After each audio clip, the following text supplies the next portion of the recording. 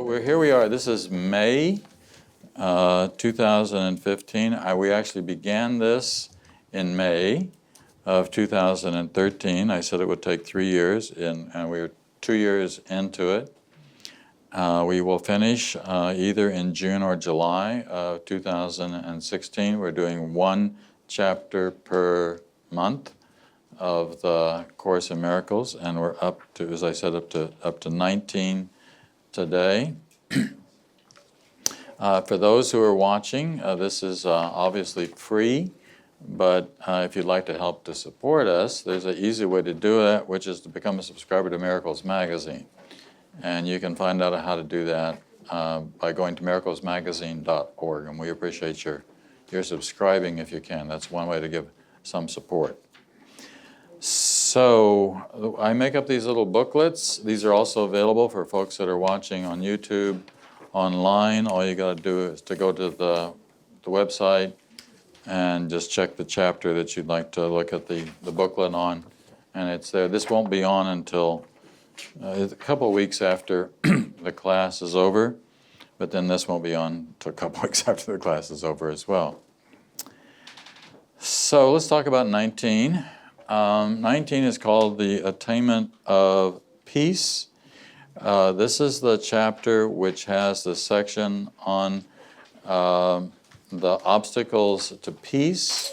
There are 4 main obstacles to peace that we'll be looking at.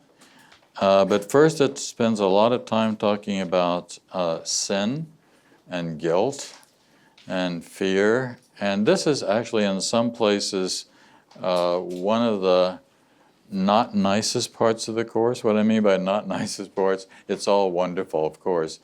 But when it talks about the ego, it talks about the ego in terms of the savage dogs that, go out looking for error and looking for problems, and that the graphic imagery, the savage search for sin, is a phraseology that is a savage, and we kind of like we really do have this kind of the world has not been very pretty in terms of its savage search for sin. But we'll talk about that in a moment. I want to begin by reading the opening section from chapter 19. We said before. Now let me say something about we said before. That phrase appears quite a few times in the Course, as well as other phrases. I notice also if you listen to Ken Wapnick giving some of his lectures, Ken very often would use the word again, again, or we said before, or we go over it and over it and over it, looking at some of these ideas. And the reason that we have to go over it again and again is because we're so dense. And by that I mean we hear it, but we don't hear it. We hear it, but taking it in is another matter altogether. I'll talk some more about that in a minute. Let me go ahead and finish this paragraph. We said before that when a situation has been dedicated wholly to truth, peace is inevitable. You might notice dedicated wholly to truth, right? Its attainment is the criterion by which the wholeness of the dedication can be safely assumed. Yet we also said that peace without faith will never be attained, for what is dedicated to truth as its only goal is brought to truth by faith. So we'll talk some more in a minute about what faith is. This faith encompasses everyone involved, for only thus the situation is perceived as meaningful and as whole, and everyone must be involved in it, or else your faith is limited and your dedication incomplete.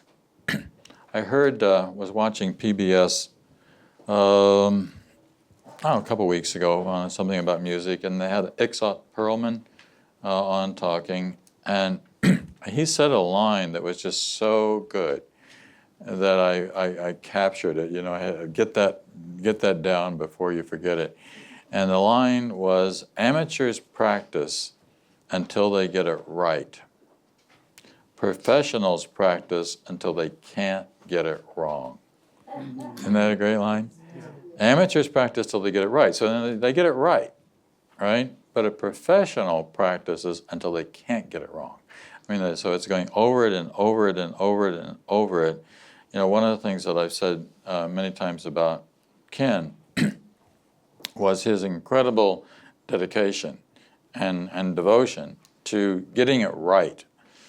First of all, getting it right himself, and then demonstrating through his very life what it meant to live these principles, but really showing us that we have to do the same thing. I think sometimes we get it like an amateur. By get it, we get that we should not be judgmental. We get it's probably a good time to hold a tongue. We get that, but then we also give it up. I mean, it's hard to hold it. It's hard to get this to to take it to the professional level. I mean, you may think, for example, that you're free of judgment, all right? And then you catch yourself making this most incredible judgment about something, and there you are, you're completely back, completely caught in seeing the sin that's in the world. So what you do, of course, is you just you catch yourself and stop it. You catch yourself and stop it. You catch yourself and stop it until hopefully it gets to the point where it really doesn't occur because you can't get it wrong. Right? Thanks for that. You're welcome. Appreciate it. Take a sip before we go on here. So let's go to the next page. Okay.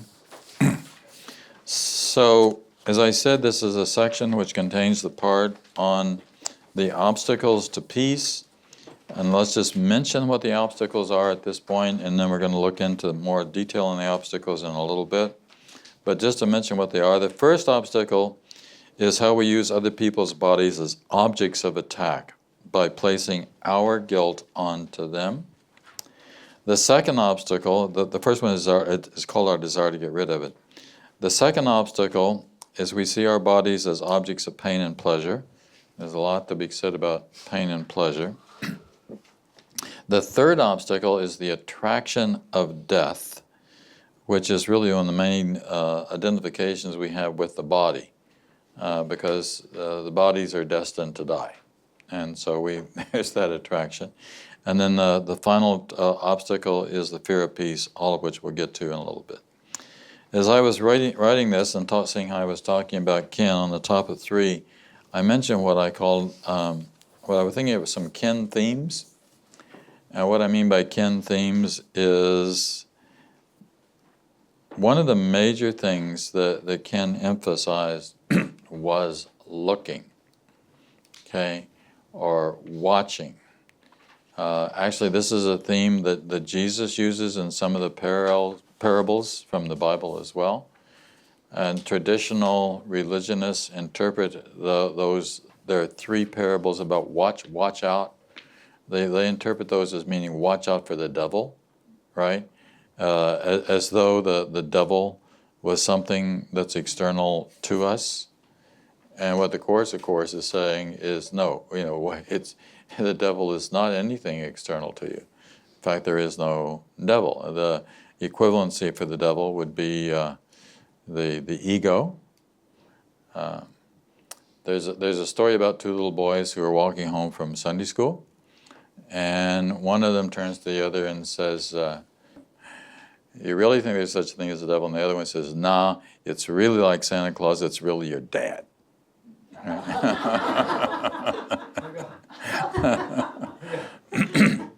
So it's really inside us. When we get to having nothing but the peace of God within us, then that's all that we will see, even under the most difficult of human circumstances that are there in the world. So looking is really important. Notice how often he would use the phrase, look, look, look, stop, look inside yourself. Then the second one is choice, choosing, the decision maker. Importance of, first we look, We recognize who it is that's been responsible for making this decision, and then we change that. We change it to recognizing that it's inside me. And then a third thing that he would emphasize was the importance of purpose. What is the purpose of this? Why am I so upset? Why am I going crazy? Why am I engaged in this projection? What good does this, what service does this have for me? Is it really serving me, or am I really just trying to ignore or avoid my own responsibilities that are involved in whatever that's going on? And then a fourth emphasis, which was always very important, was kindness. That the real response, rather than judgment, had to be kindness on our part. So let's move on to starting to look at some of these passages from this chapter. At the bottom of 3, the purpose of the atonement is to restore everything to you, or rather to restore it to your awareness. You were given everything when you were created, just as everyone was. Now, one of the things which makes the Course in Miracles so different from a lot of other spiritual or theological systems, and this is crucial to understanding the Course, is the recognition that you are already perfect. You're already perfect. As a matter of fact, there's nothing that you have to do except realize that that's true. So God sees you as perfect. That's the only way that God can see you. God sees you as being completely whole. God does not see a sinner. God does not see someone that is that's broken off from you. He recognizes, a good analogy which we've used before, it's like a sleeping child. God sees us as sleeping children who will someday awaken to the remembrance of the truth of the reality of who you always have been. So we're in this world, we're sleeping, and in that sleep we have bad dreams. And in the bad dreams we think that all kinds of terrible things are going on within the context of the world. And the truth is that we're just not really, really awake. Because if we were really, really awake, then we would see that behind even all the tragedies that are there in the life, the truth remains. The truth is there, hidden. It's hidden, it's masked over, it's covered over, but it's still there. Love is still inside everyone. Now it's a stretch for us, perhaps, to be able to reach, to be able to see that truth that is there, but it is there. The love is there. And that's the job of a Course in Miracles student, is one of looking for that, looking for that piece of truth, and not looking at whatever is on the surface. Because sometimes the surface is really ugly in human terms, right? And it's something that we don't want to look at. Let's go on to the next page, 4. Now, the Course talks a lot here about faith, faithfulness, and faithlessness. And essentially what faithlessness is faithlessness is placing our faith in the ego. To place our faith in the ego is to trust the ego as the guide. That's faithless. Faithfulness is placing our trust in the guidance of the Holy Spirit. So we are faithful through this whole process. We are continually trusting and continue relying on the Holy Spirit as our guide. And let's read from the top of 4. For faithfulness is the perception of a brother as a body, and the body cannot be used for purposes of union. If then you see your brother as a body, you have established a condition in which uniting with him becomes impossible. Now the Course is going to say, minds can join, but bodies cannot. It's not a matter of joining on the level of the body. Now, we were talking a moment ago about the conference here in New York last week. So there are a whole bunch of bodies there, and we sort of enjoyed being able to be together because there was this sense of love and communality, and we knew that we shared this philosophy of life. So in that sense, that's kind of fun, but that's not really the ultimate joining that happens. The ultimate joining is something that happens, or a word that I really like is communion.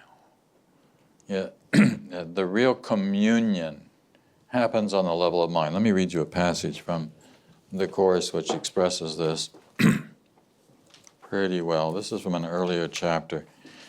This is from chapter 8, in a section called The Body is a Means of Communion.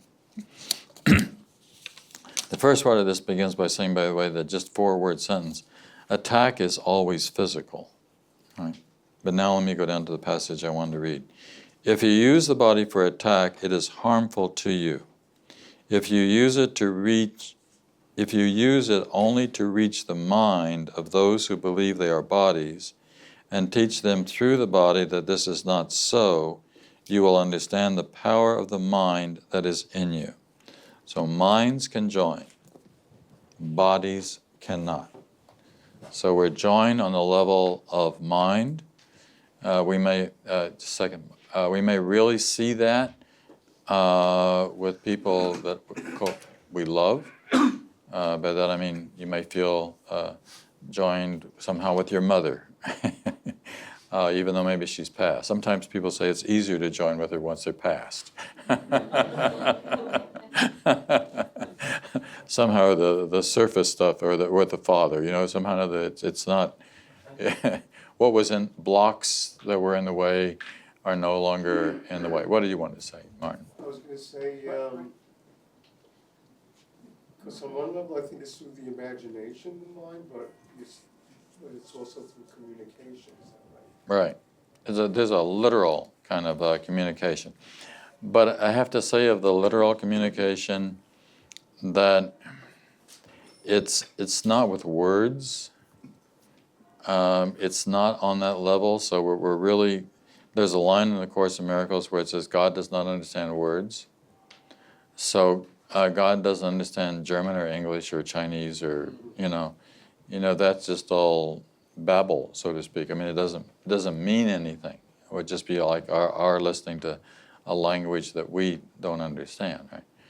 But on the level of the heart, and on the level, you keep in mind one of my favorite passages I've mentioned several times here before, the last line of Lesson 52 is, this is something you say to yourself, and what you say to yourself is, would I not rather join in the thinking of the universe? I think it's exciting to think about the fact that there's a kind of thinking that is the thinking of the universe, and we are actually already a part of that thinking. So, insofar as we segregate or separate ourselves off, and we try to think our own thoughts unto ourselves, insofar as we do that, that's really loneliness. And it's not just loneliness, but it's despair, and it's depression. That's the whole. The despair and depression is the sense of being alone in the world, broken off. And you're not alone. You're never alone. First of all, you've got the Holy Spirit. It's always there, in communication with you, if you can see that. Lena, you want to have a mic on that side of the room? Excuse me.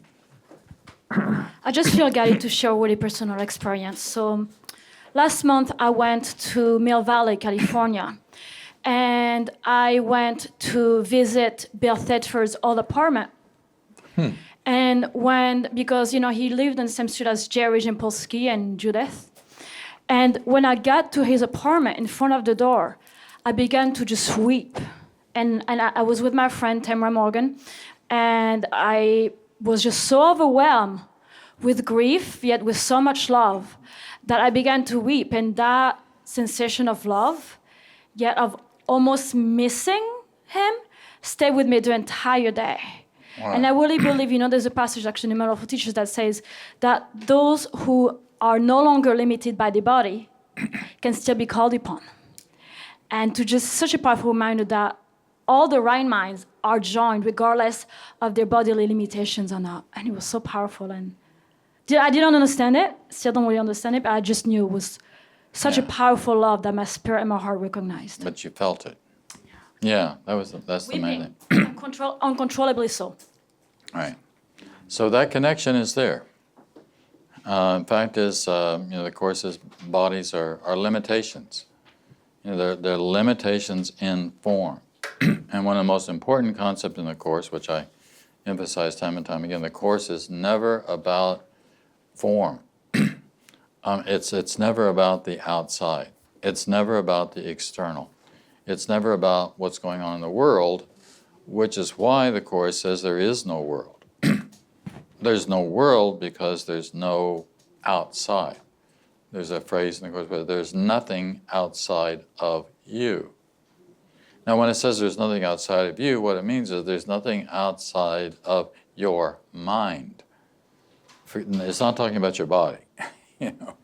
There's nothing outside of your mind. And where's the kingdom of heaven? The kingdom of heaven is inside you. And you are actually already in heaven. You've always actually been in heaven. I know this sounds a bit like metaphysics of a science fiction sort. But when you get it, it really is that way. Right?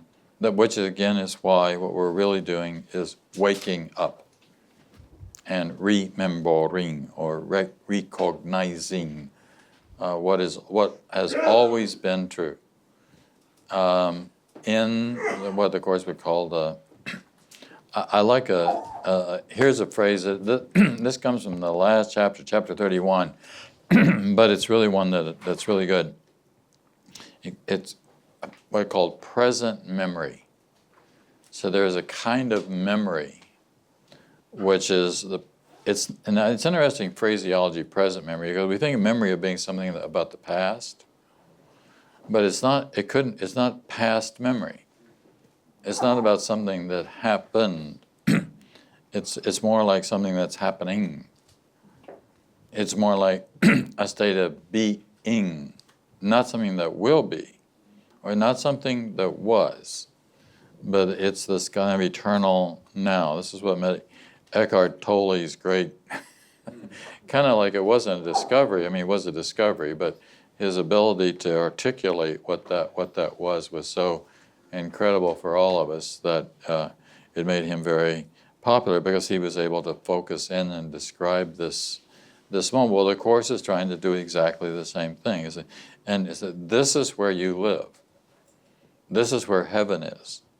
It certainly isn't in the past, nor is it going to come about someday. It's already here now, but I have to recognize the fact that it's already here now inside me. And the Course is just trying to help us to, again, awaken to that fact, or awaken to that memory.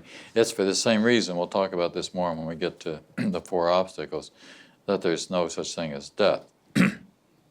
Because death would imply some sort of an end.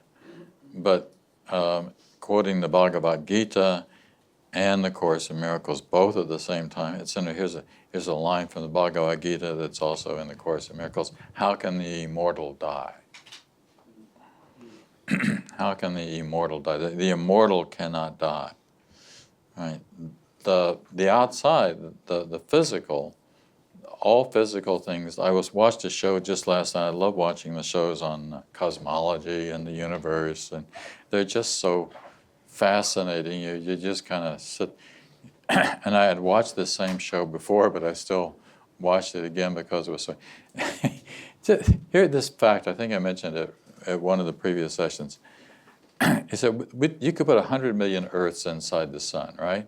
Now that's just such a mind-boggling thought, that you could put 100 million Earths inside the sun. But there is a sun out there somewhere that is 1 billion times bigger than our sun. It's like, what? 1 billion times bigger than our sun? I mean, and it's all seems to be on the outside, right? I mean, that's a thing. It's an object. It's a physical thing. But it's never about thingness, no matter how big the thing is that we're talking about. But it also said in the same show that 70% of the universe is made up of dark energy, and we have no idea what dark energy is. It doesn't. It's just space, right?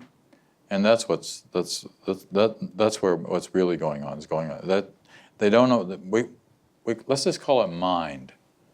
Call it mind. Mind is a good word, or spirit is a good word. Mind and spirit, neither one have a form. Love doesn't have a form. I think I mentioned to you once before that I thought it's interesting that the word Geist in German, it means mind, it also means spirit. And esprit in French, and it means mind, it means spirit. And yesterday I discovered, I had never noticed before, that in Dutch it's something like geese. Geesh or something. Anybody know Dutch? Well, it also means mind, it also means spirit. It's the same, they don't draw a distinction, but it's not like two separate things. There's just this one thing, which is an invisible thing, which has no form, and yet that's the real thing. That's what really matters. Matter doesn't matter, right? It's the thing which doesn't matter is the thing which is what reality. Love is a very good example of something which doesn't have a form. And yet we absolutely, one of you, I won't say who, came in today and told me that you had experience of love. So no, we know what love is. We know that. We have this conviction about it, right? There's no doubt about it.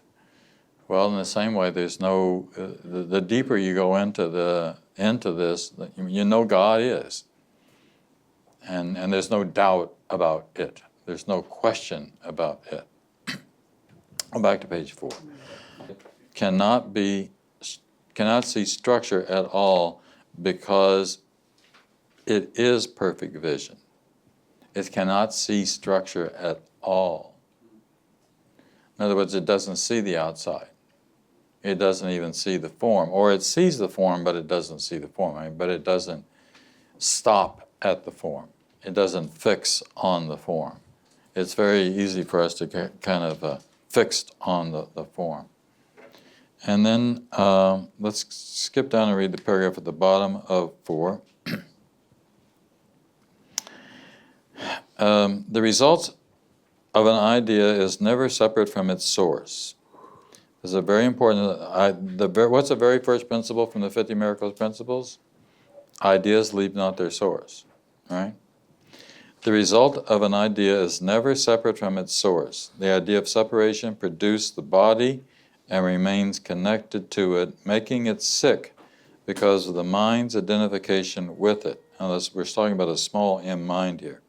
You think you are protecting the body by hiding this connection, for this connection seems to keep your identification safe from the attack of truth. All right? Let me start that over. The result of an idea is never separate from its source. Very important. Whatever idea is. The idea of separation produced the body and remains connected to it. The body, in terms of the Course in Miracles, is really is an outward form of projection. It's actually something that we made up. Now you may wonder very much, how did I make this up? Or why would I have made this up, right? And there's no good answer for that, except I can give you an answer, but it's not a good answer. The answer is that we chose to do it. For some reason we wanted to be. We wanted to be broke. We wanted the separation. We wanted to be able to say to God, look here, God, I can do it myself. And then we've tried to do that, all of which creates the illusion. Let's look at the top of 5. The section is sin versus error. This is a very important concept in the Course. It makes the Course very, very different from traditional Christianity. traditional Christianity being really, really focused on the concept of sin, and all, not just traditional Christianity, I mean all religion is pretty well focused on the idea of sin.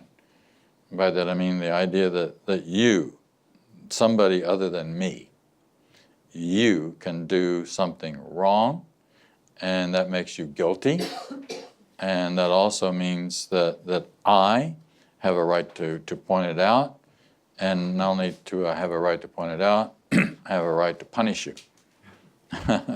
for whatever it is that's done. Sometimes I wish, I spent a lot of my time studying the history of mysticism, which meant studying the history of religion, and it's not a very pretty picture.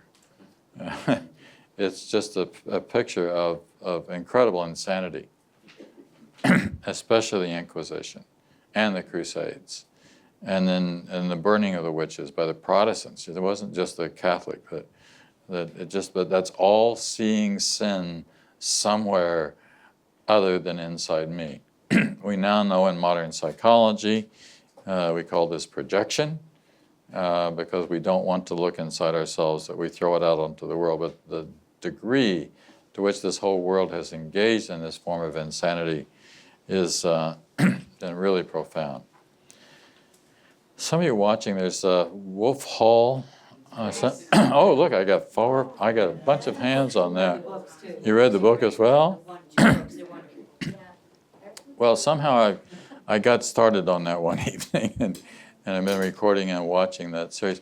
Well, it's all about the ego, isn't it? Absolutely. I mean, it's all about power, and it's all about manipulation, and it's all about an insane world that existed once upon a time, and still exists, not as Wolf Hall, but it's called something else now. It's ISIS, or it's whatever it is that is trapped in this idea that there's something wrong, and I have the right to kill you because you are a part of this wrongness, whatever it is, especially if it's just I don't agree with you. That's all it takes. I just don't agree with you. Right? But let's look at the top of 5. Is Wolf Hall the title of the book? It's a title of a series on PBS. Reading up the Bibles and Wolf Hall. It's based on both of the books. The series is based on both books. Oh, okay. I see. Yeah. The other one is bringing up the body. Bringing up the bodies, right? It's sort of it kind of holds your attention but in a weird way. I mean, it's why we're attracted to the insanity of the ego. Why do we kind of even want to watch this ourselves? There's something inside that says us that watches it, right? Well, it Yeah. points out error. It points out error. Yeah. Clearly. Yes, but it's not just error. I mean, it is error, but it's sin. Error. There is no sin. Right, of course, not in terms of the Course of Miracles. That's what we're about to explore here. Pardon? But it brings up one's belief. Your belief, in yeah. sin. All right, let's read the top of 5. It is essential, which is what we're talking about here, Diana, that error not be confused with sin. And it is this distinction that makes salvation possible. For error can be corrected and the wrong made right. But sin, were it possible, would be irreversible. The belief in sin is necessarily based on the firm conviction that minds, not bodies, can attack. And let's just read the next piece too. Sin calls for punishment as error for correction, and the belief that punishment is correction is clearly insane. Right? So I think you've heard me say before that I taught at Sing Sing for 8 years, and when I would pull up to the gate at Sing Sing, there's this big sign that says Sing Sing, New York State Correctional Institution. And I always thought it would be interesting if somehow another correction occurred inside Sing Sing. But as we all know, that it's not in place of correction because we don't know how to correct. we can't even correct ourselves. Let alone, the Course is trying to help us correct ourselves, correct our own minds. But we certainly don't know how to correct someone else. It's tough enough just getting, the way we correct another, by the way, is by living correctly ourselves, and therefore being the example of what it means to have a sane mind, as opposed to indulging in an insane mind. There's a story. Hope I'll do this one correctly. About a woman who goes to her minister and says, "Father, you have to forgive me because I have sinned." And he says, "How is that, dear?" And she says, "Well, every day I go and I stand and I look at myself in the mirror and I say, 'You're so beautiful, you're absolutely gorgeous.'" He says, "Oh, listen, dear, that's not a sin. No, that's just a mistake."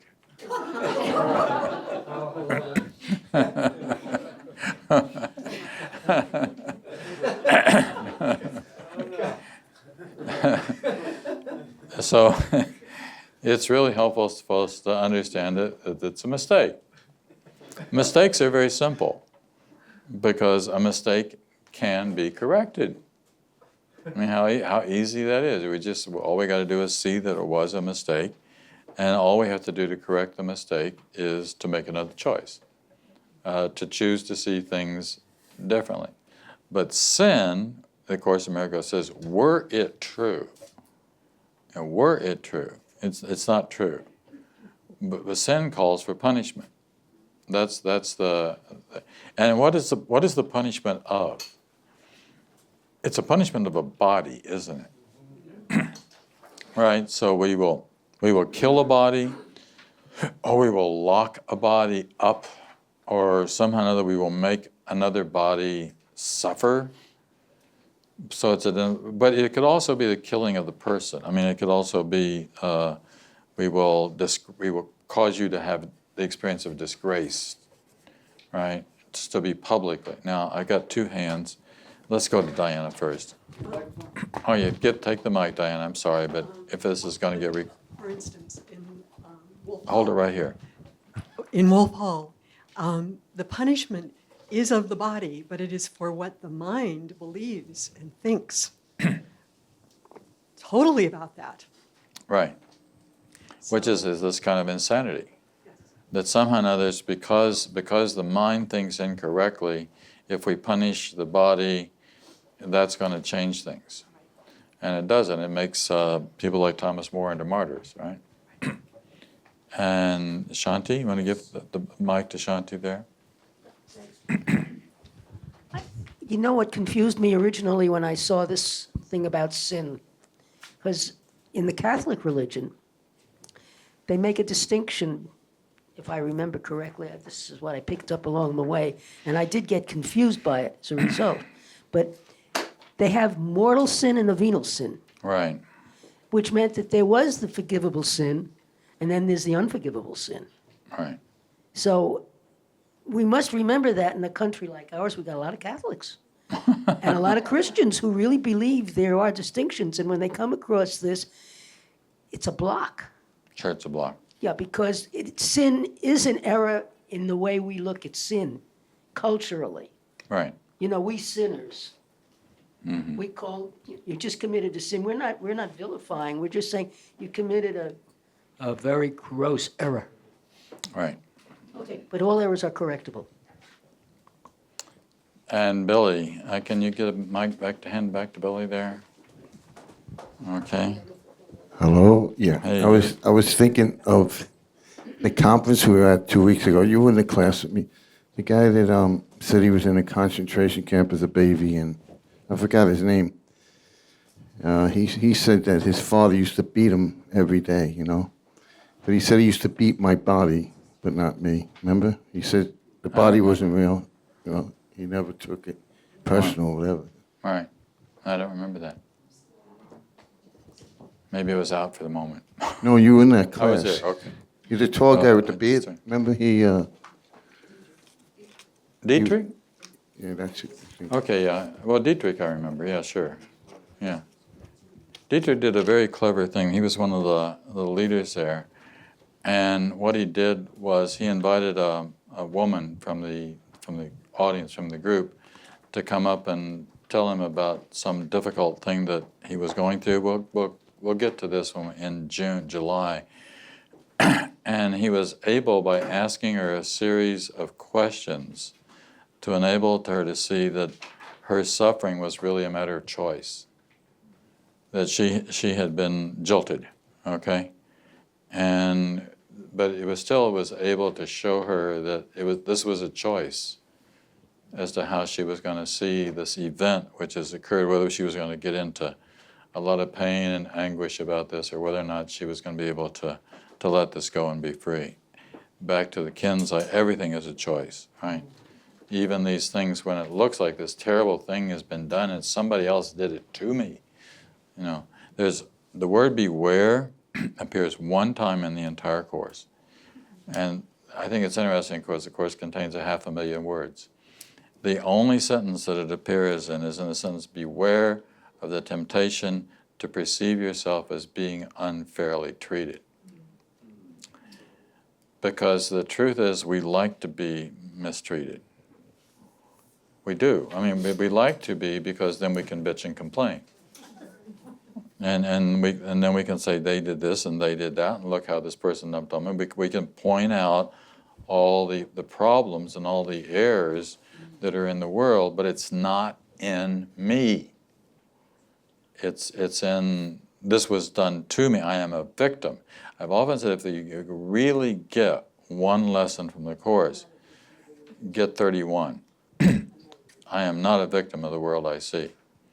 If you really understand I'm not a victim of the world I see, that means you're accepting incredible responsibility for whatever it is that seems to be coming down the pike and in your direction. We'll talk about this more in a little bit when we get around to talking about pain. But pain and sickness, because, you know, that's got to be one of the hardest ones of all. By that I mean to go, I never ask for pain. You know, I wouldn't do this. And yet somehow or another it's there. You know, and seeing how it's there, then somehow it's ours. Right. Let's go on to the next page, page 6. On the top of 6. Sin is the grand illusion underlying all the ego's grandiosity. For by it, God himself is changed and rendered incomplete. So it's the grand illusion underlying the ego's grandiosity. This is the big illusion.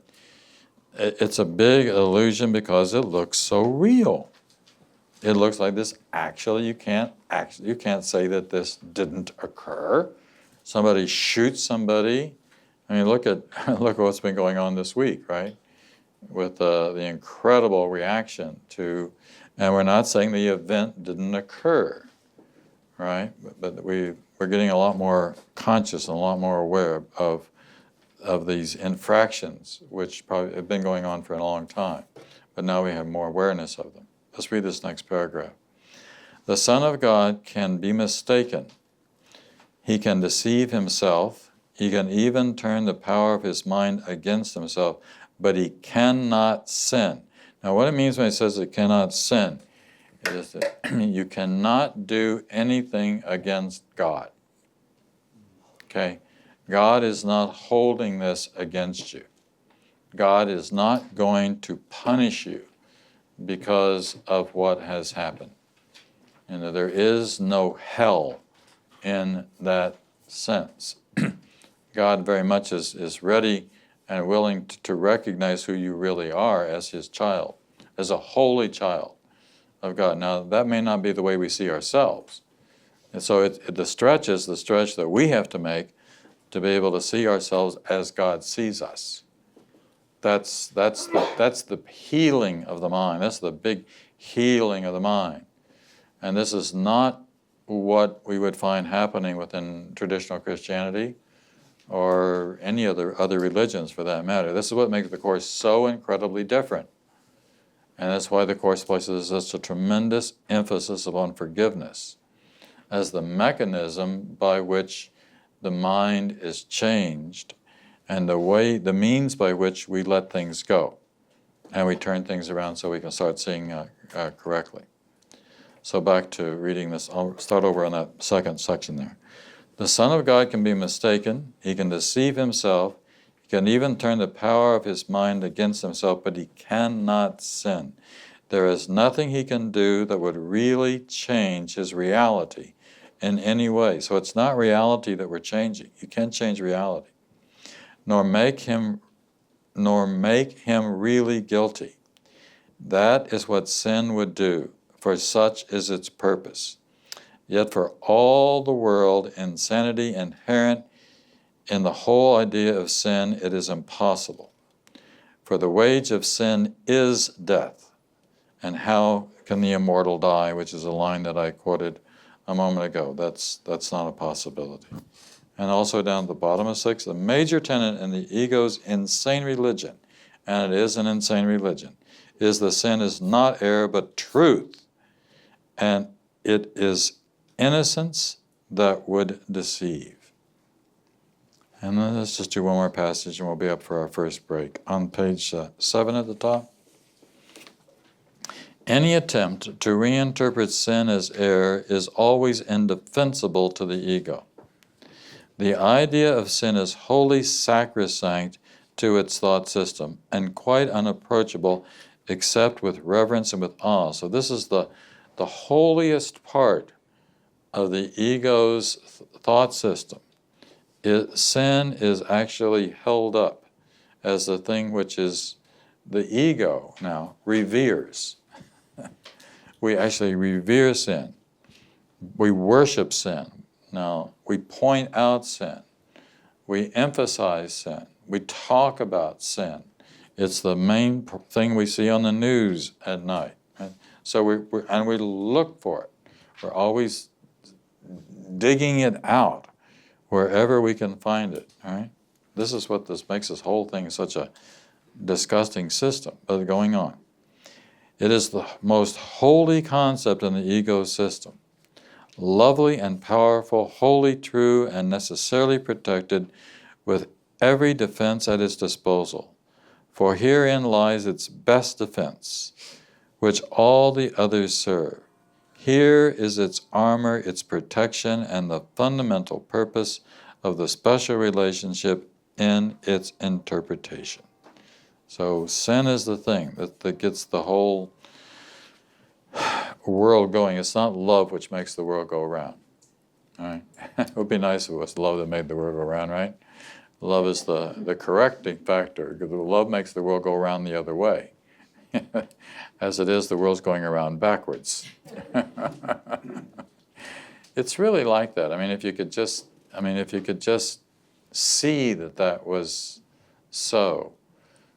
We've actually got everything turned around completely upside down and backwards, which is why we don't see it. We don't see it because it looks like reality. You say, you can't tell me that these events are not real. You can't tell me that these events are not occurring. Well, objectively speaking, within the world of form, the events are occurring, but the Course is asking us to transcend that and to see what God sees. This is my holy child who is beyond and incapable of sin. The thing that makes Jesus different from all the rest of us is that Jesus saw that and he knew that. And now you and I are called upon to see what Jesus saw and to do what Jesus did and to recognize that it doesn't. I think I've told this once before. This was in 2009, January. I happen to remember when it was. I had gone to see Ken out in California. I was out there for other reasons. I was very bothered by the behavior of another brother, who, of course, will not mention, and had gone to talk to Ken about it. And it was true. The events were true. Objectively speaking, externally speaking, But what Ken was trying to help me to understand, and I remember at one point I just actually had to stop, and I turned and I looked at him and I said, to think that that is inside me. And he just nodded his head like, yeah, I mean, to think that that's inside you. I mean, for you to think that that's inside you, not that it is inside you, but for you to think that. See, this is going all the way. This requires an incredible, incredible leap in consciousness to be able to transcend even the most insane and absurd events which occur in the world. And again, that doesn't mean that when people do things that hurt society, that we do need to stop them. We can't allow people to continue to hurt other people. We can't. And we don't know what to do except to put them in a position where they can't continue to engage in that kind of activity. It'd be nice if we did, but we just don't. Brad? Yeah, I wanted to comment on, before we close for this break, something that really hit me in this last paragraph that we read at the bottom where it says, for the wages of sin is death. My upbringing, I was taught, but never could wrap my head around, that, we were born into sin, and the punishment for that is that we had to die first before we could be reborn. And then this statement does close on, and how can the immortal die? The Bible taught me that in my upbringing, I was taught that we were born into sin and we must die for it.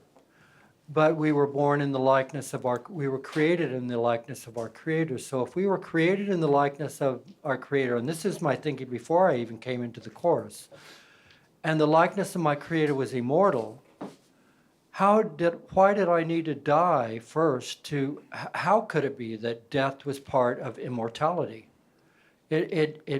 So much of it was conflicting, and, it didn't make sense to me. Right. So I was always questioning it. How could this be? How could this be? How could this be? Right.